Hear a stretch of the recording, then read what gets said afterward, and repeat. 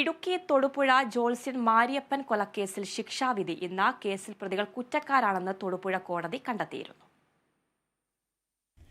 2020 ഫെബ്രുവരി 23 സംഭവം.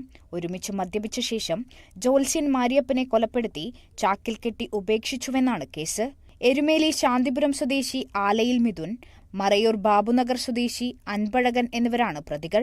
തമിഴ്നാട്ടിലായിരുന്ന മാരിയപ്പൻ നാട്ടിലെത്തിയ ശേഷം വീട്ടിൽ പോകാതെ സുഹൃത്തായ അൻപഴകന്റെ വീട്ടിലാണ് കിടന്നത്. ഇവരോടൊപ്പം മിഥുനുമുണ്ടായിരുന്നു. അഴകപ്പന്റെ വീടിനു മുൻപിലുള്ള മുറിയിലാണ് മരപ്പണിക്കാരനായ മിഥുൻ വാടകയ്ക്ക് താമസിച്ചിരുന്നത്. രാത്രി 9-ന് മൂവരും ഒരുമിച്ച് മദ്യപിച്ചു. തുടർന്നുണ്ടായ വാക്കുതർക്കം കൊലപാതകത്തിൽ കലാശിക്കുകയായിരുന്നു. മാരിയപ്പന്റെ ശരീരം മുഴുവനായി വെട്ടേറ്റ 28 മുറിവുകളുണ്ടായിരുന്നു. മരിച്ചെന്നുറപ്പാക്കിയ ശേഷമാണ് മാരിയപ്പന്റെ മൃതദേഹം മിഥുനും അൻപഴകനും ചേർന്ന് വീടിന് 200 മീറ്റർ അകലെ KSEB ഓഫീസിനു പിൻഭാഗത്ത് ചാക്കിൽ കെട്ടി ഉപേക്ഷിച്ചത്. ദൃക്സാക്ഷികൾ ഇല്ലാതിരുന്ന കേസിൽ സാഹചര്യ തെളിവുകളുടെയും ഫോറൻസിക് തെളിവുകളുടെയും അടിസ്ഥാനത്തിലാണ് പ്രതികളെ തിരിച്ചറിഞ്ഞത്.